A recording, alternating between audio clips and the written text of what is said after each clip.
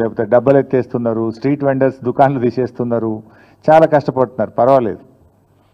కానీ దేశానికి అన్నం పెట్టే రైతన్న కోసం, ఆరుగాలం కష్టపడి పంట పండించే రైతన్న కోసం రివ్యూ చేయడానికో, రైతుల కష్టాలు తీర్చడానికో ఈ ముఖ్యమంత్రి గారికి, ఈ ప్రభుత్వానికి కనీసం సమయం లేకపోవడం అనేది చాలా దురదృష్టకరం. అంటే ఈ ప్రభుత్వం రైతుల పట్ల ఏ పాటి చిత్తశుద్ధి ఉందో ఈరోజు మనకు స్పష్టంగా అర్థమవుతూ ఉంది. ధాన్యపు రాశులను గాలి కొదిలేసి అందాల పోటీలతో అందాల రాసుల చుట్టూ ఈ ముఖ్యమంత్రి గారు, ఈ ప్రభుత్వం అంతా కూడా తిరుగుతూ ఉంది. ధాన్యపు రాశుల చుట్టూ తిరుగుతలేరు, అందాల రాశుల చుట్టూ తిరుగుతూ ఉంది ఈ ముఖ్యమంత్రి, ఈ ప్రభుత్వం. మీ ప్రాధాన్యత ఏంది అని అడుగుతా ఉన్నా. ఈ ప్రభుత్వం అధికారంలోకి వచ్చిన 18 నెలల నుంచి కూడా రైతులను అరిగోస పెడతా ఉన్నారు. ధాన్యం కొనుగోలులో ఈ ప్రభుత్వ వైఫల్యం కొట్టొచ్చినట్టు కనబడతా ఉంది. ఈ సంవత్సరం ఏం చెప్పారు? 70 లక్షల మెట్రిక్ టన్నుల వడ్లు యాసంగి పంటలో కొంటామన్నారు. ఇవాళటికి 40 లక్షల మెట్రిక్ టన్నులు దాటలేదు. రైతులకు దాదాపు 4,000 కోట్ల రూపాయలు బకాయి పడ్డది ప్రభుత్వం. అంటే కొన్నటువంటి వడ్లకు 48 గంటల్లోనే డబ్బులు ఇస్తామని ఉత్తమ్ కుమార్ రెడ్డి గారు ప్రగల్భాలు అయితే బాగా బలుకుతూ ఉన్నారు. 48 గంటలు కాదు కదా, 10 రోజులైనా కూడా ప్రభుత్వం కొన్న ధాన్యానికి రైతులకు డబ్బులు పడడం లేదు. బోనస్ అయితే దిక్కే లేదు. యాసంగి పంటలో 512 కోట్ల రూపాయలు ప్రభుత్వం బోనస్ కింద రైతులకు చెల్లించాల్సి ఉంది. 512 కోట్ల రూపాయలు కాదు కదా, 5 పైసలు కూడా బోనస్ కింద ఈ ప్రభుత్వం ఇప్పటిదాకా రైతులకు విడుదల చేయలేదు. కొన్నటువంటి ధాన్యానికి కూడా 4,000 కోట్ల రూపాయలు బకాయిలు పడ్డది. మంత్రి గారేమో 48 గంటలు అంటాడు, 10 రోజులైనా ధాన్యానికి డబ్బులు రానటువంటి పరిస్థితి ఉంది. అమ్ముకోవడానికి తిప్పలే, అమ్మిన తర్వాత డబ్బులు రావడానికి కూడా రైతులు ఆ కార్యాలయాల చుట్టూ తిరుగుతూ తిప్పలు పడుతున్న పరిస్థితి ఉంది. కొనుగోలు కేంద్రాలకు వచ్చి కొనుగోలు కేంద్రాల్లో రోజుల తరబడి ఎదురు చూస్తున్నటువంటి పరిస్థితి. ఇవాళ ఒక 4 లక్షల మెట్రిక్ టన్నుల ధాన్యం కొనుగోలు కేంద్రాల్లో రోజుల తరబడి పెండింగ్లో ఉంది.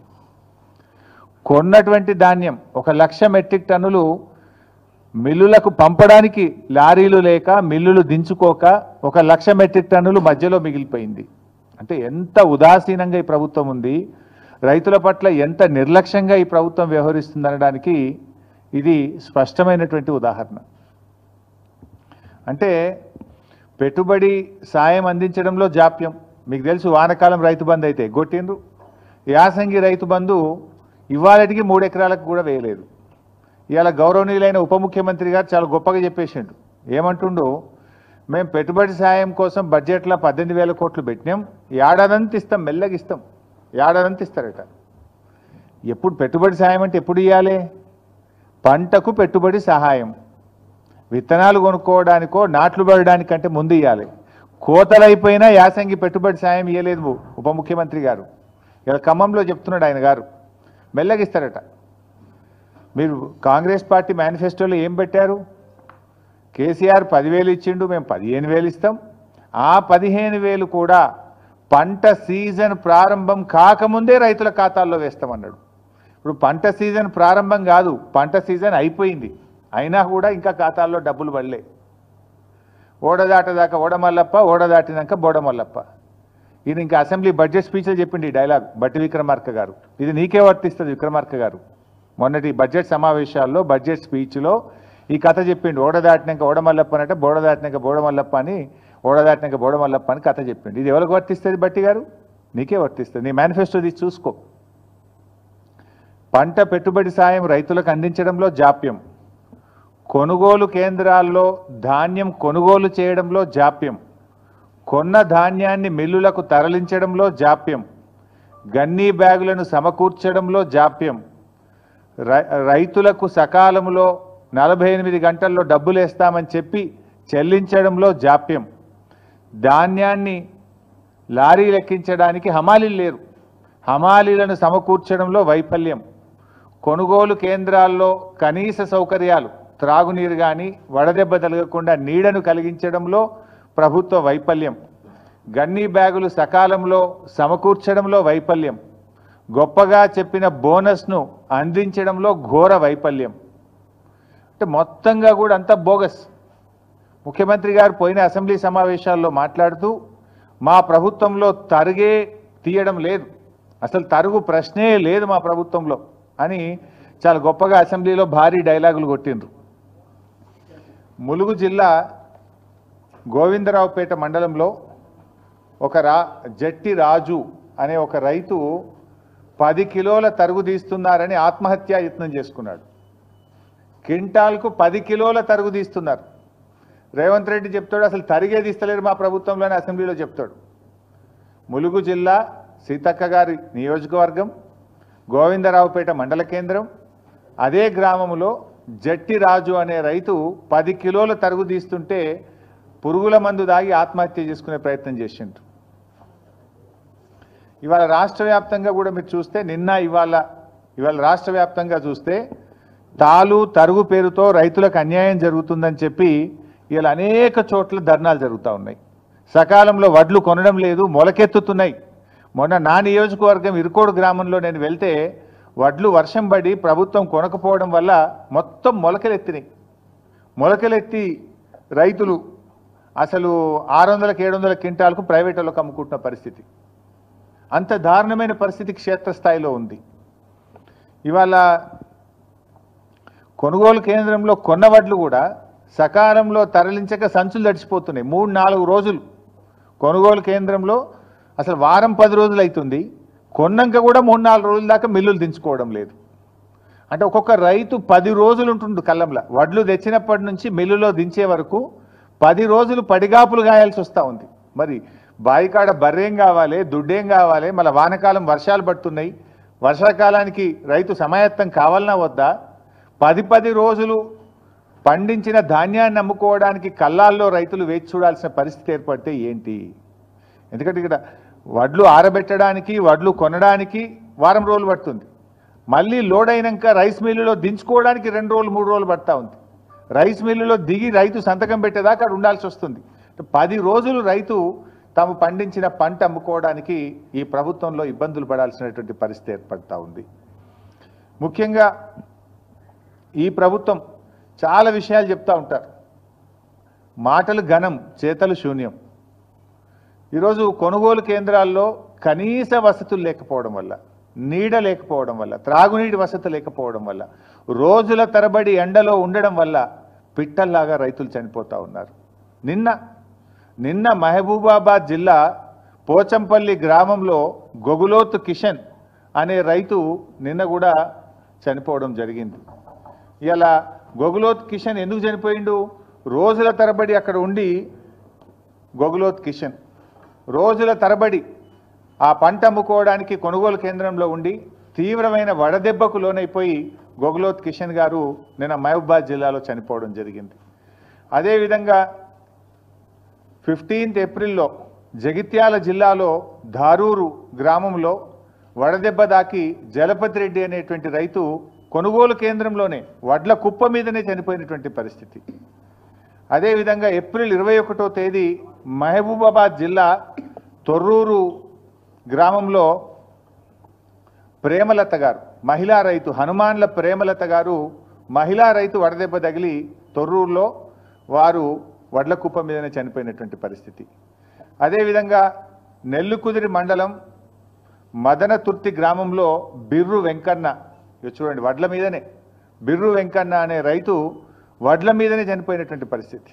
ఎండ దెబ్బ తగిలి కళ్ళంలోనే తాను 6 కాలం కష్టపడి పండించిన పంట మీద, ధాన్యం మీదనే చనిపోయినటువంటి బిర్రు వెంకన్న దృశ్యం ఇది.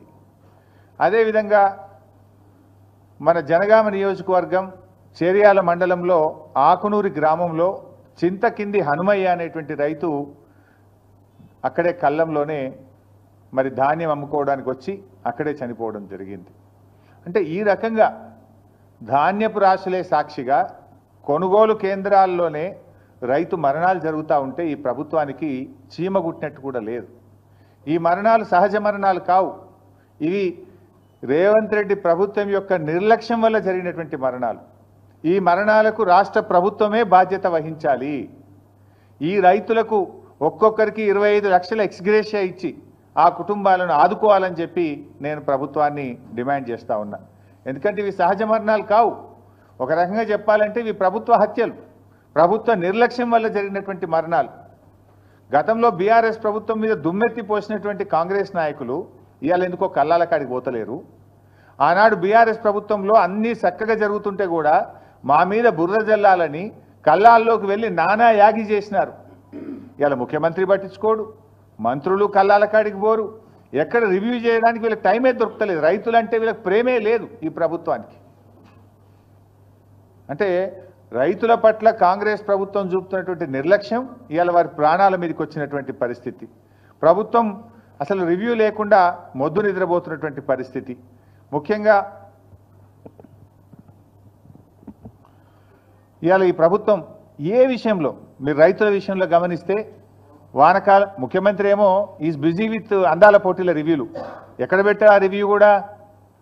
పోలీస్ కమాండ్ అండ్ కంట్రోల్ రూమ్లో. ఆ పోలీసు వాళ్ళని కూడా పనిచేసుకొనియకుండా సెక్రటరేట్ ఓడిన గారు అయితే జూబ్లీ హిల్స్ ప్యాలెస్, లేకపోతే పోలీస్ కమాండ్ కంట్రోల్ రూమ్.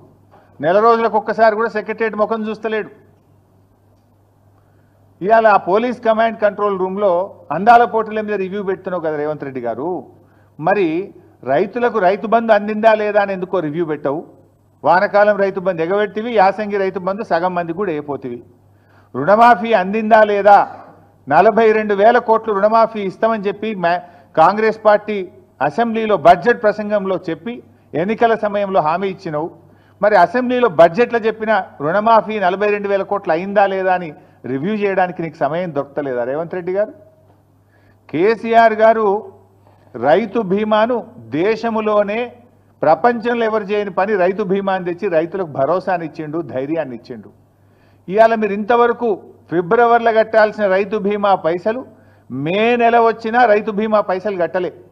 ఇవాళ మార్చ్, ఏప్రిల్, మేలో చనిపోయిన రైతులకు రైతు బీమా డబ్బులు రావడం లేదు. దీన్ని రివ్యూ చేయడానికి రేవంత్ రెడ్డి గారు మీకు సమయం లేదా అని నేను అడుగుతా ఉన్నా. ఈ వడ్లు కొంటలేరు, వడ్ల కుప్పల మీద రైతులు పిట్టల్లాగా రాలిపోతుంటే దీని మీద రివ్యూ చేయడానికి మీకు సమయం లేదా అని నేను అడుగుతా ఉన్నా. 4,000 కోట్లు వడ్లు కొన్న రైతులకు డబ్బులు రావడం లేదు. గొప్పగా చెప్పిన 512 కోట్ల బోనస్ రావడం లేదు. ఇవి ఎందుకు పడతలేవు రైతులకు? 48 గంటల్లో కేసీఆర్ ఇచ్చినప్పుడు మీరు ఎందుకు ఇయ్యలేకపోతుండ్రో రివ్యూ చేసుకోవడానికి మీకు సమయం లేదా రేవంత్ రెడ్డి గారు? అందాల పోటీల మీద ఉన్న శ్రద్ధ రైతుల మీద మీకు ఎందుకు లేదు అని నేను సూటిగా ప్రశ్నిస్తా ఉన్నా. ఇవాళ అనేక చోట్ల నేనేమి రాజకీయంగా చెప్తున్నటువంటి విషయం అంతకంటే కాదు. ఇవాళ ఉదయం నుంచి ఇవాళ జూపల్లి గారి నియోజకవర్గం కొల్లాపూర్లో తడిసిన ధాన్యాన్ని కొనాలని రైతులు రోడ్డెక్కినారు. వాళ్ళని పట్టించుకునే నాతుడు లేదు. తరుగు పేరిట కిలోల కొద్ది 4 కిలోలు 5 కిలోలు తీస్తుండ్రని చెప్పి ఇవాళ కొల్లాపూర్లో వాళ్ళు ధర్నా చేసిండ్రు. నాగర్ కర్నూలు జిల్లా పెంటపల్లి మండలం జటప్రోలులో ఇవాళ తడిసిన ధాన్యాన్ని కొనండి, మొలకలెత్తుతున్నాయి అని చెప్పి రోడ్డెక్కి రైతులు ధర్నా చేసిండ్రు. జగిత్యాలలో తూకంలో 4 కిలోలు 5 కిలోలు ఎక్కువ పెడుతున్నారు, మాకు బస్తా మీద 5 కిలోలు తీస్తే క్వింటాల్కి మీద 10 కిలోలు పోతుంది అని చెప్పి జగిత్యాలలో రైతులు ఇవాళ రోడ్డెక్కి ధర్నా చేసిండ్రు. అదేవిధంగా సిరిసిల్ల జిల్లాలో తంగలపల్లి మండలం జిల్లెల గ్రామంలో వడ్లు కొనుగోలు చేయడం లేదని సిరిసిల్ల సిద్దిపేట హైవే మీద రాస్తా రోకో చేసిండ్రు. అదేవిధంగా సన్నవడ్లు కొంటలేరు, 2 నెలల నుంచి సన్నవడ్లు అమ్ముకోవడానికి కళ్ళంలో వడ్లు కోసి ఎదురు చూస్తున్నామని చెప్పి రాస్తా రోకో చేసినారు. వనపర్తి జిల్లాలో రాత్రి భారీ వర్షం పడి సంచులన్నీ తడిసిపోయినాయి, మక్కలు తడిసిపోయినాయి, కొంటలేరు అని చెప్పి మరి వనపర్తి మార్కెట్ యార్డ్ బయట రైతులు ఇవాళ ఆందోళనకు దిగినటువంటి పరిస్థితి. మా ఈశ్వరన్న గారు నియోజకవర్గం ధర్మపురిలో రాయపట్నంలో కూడా అక్కడ వడ్లు కొనడం లేదని చెప్పి ధర్నా చేసి కంప్లైంట్ ఇస్తే అక్కడ సీఈఓ ప్రభాకర్కు నోటీసులు జారీ అయినటువంటి పరిస్థితి. అదేవిధంగా ఖానాపూర్, ఆదిలాబాద్ జిల్లా ఖానాపూర్ మండలం ఏర్వచింతల్ గ్రామంలో 4 కిలోలు 5 కిలోలు ఎక్కువ జోకుతున్నారు, రైతులకు తరుగు పేరు మీద తాలు పేరు మీద తీస్తున్నారని చెప్పి పిఏసిఎస్ నిర్వాహకులను రూమ్లో వేసి తాళాలు వేసింది ఇవాళ. అంటే రాష్ట్రంలో ఈ జిల్లా ఆ జిల్లా కాదు, రాష్ట్రం అంతా కూడా ఈ సమస్య ఉంటే ప్రభుత్వం ఎందుకు మొద్దు నిద్రపోతా ఉంది? ఏదో అంటే చూడు, రోమ్ తగలబెడుతుంటే ఫీడేలు వాయించుకున్న నీరో చక్రవర్తి లాగా రైతులు చనిపోతుంటే, రైతులు ఆత్మహత్య చేసుకుంటే, రైతులు రోజుల తరబడి పడిగాపులు కాస్తుంటే, రైతులు ఎండకు ఎండి వానకు తడిచిపోతుంటే మన ముఖ్యమంత్రి రేవంత్ రెడ్డి గారు ఏదో జూబ్లీ హిల్స్ ప్యాలెస్ చక్రవర్తి గారు మాత్రం అందాల పోటీల రివ్యూలు ఢిల్లీ ట్రిప్పుల్లో బిజీగా ఉన్నారు. ఇదా రైతుల పట్ల మీకు ప్రేమ? మీకు ఓట్లేసి మిమ్మల్ని అధికారంలోకి తెచ్చి మిమ్మల్ని నమ్మి నువ్వు ఒకటేనాడు 2 లక్షల పైన రుణమాఫీ చేస్తా అని, 15,000 రైతు బంధు ఇస్తా అని, అన్ని పంటలకు బోనస్ ఇస్తా అని, పంటల బీమా తెస్తా అని ఒక్కటన్నా వరంగల్ డిక్లరేషన్లోని ఒక్కటన్నా నువ్వు అమలు చేసినవా రేవంత్ రెడ్డి అని నేను అడుగుతా ఉన్నా. రాహుల్ గాంధీ ఆయనే వచ్చి ఆ డిక్లరేషన్ను వరంగల్లో విడుదల చేసిండు. ఆయన అడగడు, ఈయన అమలు చేయడు. రాహుల్ గాంధీ కూడా బాధ్యత ఉంటుంది కదా, అడగాల్సిన బాధ్యత నీ చేతిలో. రాహుల్ గాంధీ క్రెడిబిలిటీ ఏముంటుంది రేపు? రాహుల్ గాంధీ రేపు వచ్చి ఉపన్యాసం చెప్తాడు, వింటాడా? ఏమని నమ్మాలి? ఏమని చెప్తావు? వరంగల్ ఇచ్చిన హామీ ఒక్కటి అమలు చేయలే అని రాహుల్ గాంధీ ముందుకు క్షమాపణ చెప్పాలి. ఏడాదినర్థం అయింది, ఇంకెంతకాలం మోసం చేస్తారు? ఇచ్చిన హామీలు అమలు చేయమంటే రేవంత్ రెడ్డి గారు నన్ను ఢిల్లీకి పోతే చెప్పులు ఎత్తుకుపోయడం లెక్క చూస్తుర్రు, నాకు అప్పు పుడతలేదు అని రేవంత్ రెడ్డి గారు మాట్లాడతారు. ఇవాళ పరిస్థితి ఏంటంటే ఆఖరికి పాకిస్తాన్ను నమ్మి అప్పిస్తున్నారు తప్ప రేవంత్ రెడ్డిని నమ్మి కూడా అప్పిస్తలేడు. నిన్న కూడా ఏదో పేపర్లు చూస్తే పాకిస్తాన్కి అప్పించినట్టు కనబడ్డది. అంటే నీ పరిస్థితి అట్లా తయారైపోయింది. ఏంది అసలు నువ్వు? నీకు పాలన చేతగాక, నీ ప్రజెంటేషన్ సరిగా లేక, నువ్వు ప్రతిపక్షం మీద బురద జల్లబోయి నువ్వు తీసుకున్న గోతులో నువ్వే పడ్డావు. ఇప్పుడు ప్రభుత్వాన్ని నడపడం అంటే ప్రతిపక్షాల మీద దుమ్మెత్తి పోసినంత సులువు కాదు రేవంత్ రెడ్డి గారు. ఇప్పటికైనా పాలన మీద దృష్టి పెట్టు, రైతుల కష్టాలు తీర్చాలని చెప్పి నేను రేవంత్ రెడ్డి గారిని కోరుతా ఉన్నా. తక్షణమే ముఖ్యమంత్రి గారు రివ్యూ చేసి ధాన్యం కొనుగోళ్లను వేగవంతం చేయండి. నిన్న వర్షం పడ్డది, ఇవాళ రేపు కూడా వర్షాలు ఉన్నాయని వాతావరణ శాఖ చెప్తా ఉన్నారు. తడిసిన ధాన్యాన్ని కూడా రైతులకు ఇబ్బంది కలగకుండా అధికారులందరినీ కూడా తహసీల్దార్లను, ఆర్డీఓను, డిఎం సివిల్ సప్లైను, జాయింట్ కలెక్టర్లను క్షేత్రస్థాయిలో పంపించి మంత్రులు కూడా క్షేత్రస్థాయిలో వెళ్ళి తడిసిన ధాన్యాన్ని వెంటనే కొనుగోలు చేసి రైతులకు నష్టం జరగకుండా చూడండి. అసెంబ్లీలో ఉపన్యాసాలు ఇచ్చుడు కాదు, తరుగు తాలు పేరు మీద 5 కిలోల నుంచి 10 కిలోల వరకు రైతుల దగ్గర క్వింటాల్కు కట్ చేస్తూ ఉన్నారు కనుక దాన్ని రివ్యూ చేసి తాలు తరుగు లేకుండా కొనుగోలు జరిగే విధంగా రేవంత్ రెడ్డి గారు చర్యలు తీసుకోవాలని చెప్పి మేము డిమాండ్ చేస్తూ ఉన్నాం. ఒకవేళ ప్రభుత్వం స్పందించకపోతే బీఆర్ఎస్ పార్టీ పక్షాన పెద్ద ఎత్తున కార్యాచరణ సిద్ధం చేసుకొని బీఆర్ఎస్ పార్టీ రైతుల పక్షాన పోరాటం చేస్తుందని చెప్పి కూడా ఈ ప్రభుత్వాన్ని హెచ్చరిస్తూ ఉన్నాం. Thank you.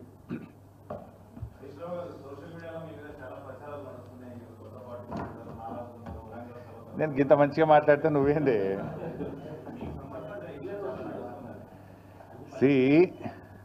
సోషల్ మీడియాలో వచ్చిన వార్తల మీద ట్విట్టర్లో నేను అదే రోజు ఖండించిన. 1, 2 చివరికి మా నాయకులు దాసోజు శ్రవణ్ గారు, ఎర్రోల శ్రీనివాస్ గారికి చెప్పి పోలీస్ స్టేషన్లో కంప్లైంట్ కూడా ఇచ్చి ఆ కంప్లైంట్ను కూడా నా ట్విట్టర్లో పోస్ట్ చేసి ఇటువంటి ఫేక్ ప్రచారం నమ్మొద్దని, తక్షణమే డీజీపీ గారు వీళ్ళ మీద చర్యలు తీసుకోవాలని చెప్పి కూడా నేను రాష్ట్ర డీజీపీ గారిని కోరిన విషయం కూడా మీ అందరికి తెలిసిందే కదా. ఏం రగ్గారు?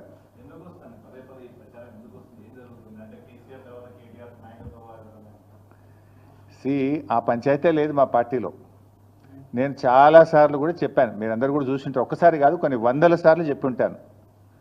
ఇవాళ కేసీఆర్ గారు మా పార్టీ అధ్యక్షుడు, ఆయన యొక్క ఆదేశాలను తూచా తప్పకుండా పాటించే ఒక క్రమశిక్షణ కలిగిన కార్యకర్త హరీష్ రావు అని చెప్పిన. ఇది బహుశా 100ల సభల్లో చెప్పిన, టీవీ డిస్కషన్స్లో చెప్పిన, ప్రెస్ మీట్లలో చెప్పిన, చిట్చాట్లో చెప్పిన, అనేక సందర్భాల్లో కూడా చెప్పిన. సో మీరు అన్నట్టు కేటీఆర్ గారికి నాయకత్వం అప్పచెప్తే స్వాగతిస్తాను.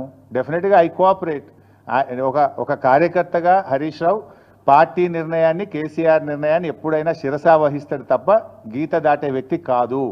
ఇది నా 25 ఏళ్ల రాజకీయ ప్రస్థానం చూపిస్తుంది. 25 ఏళ్ళ నుంచి నేను బీఆర్ఎస్ పార్టీలో ఉన్నాను. పార్టీ జెండా పుట్టుక నుంచి ఈ రోజు వరకు కేసీఆర్ గారి అడుగుజాడల్లో వారి సూచనలకు అనుగుణంగా పనిచేసేటువంటి ఒక కార్యకర్తగా హరీష్ రావు పనిచేసిండు, రేపు కూడా చేస్తాడు. Thank you.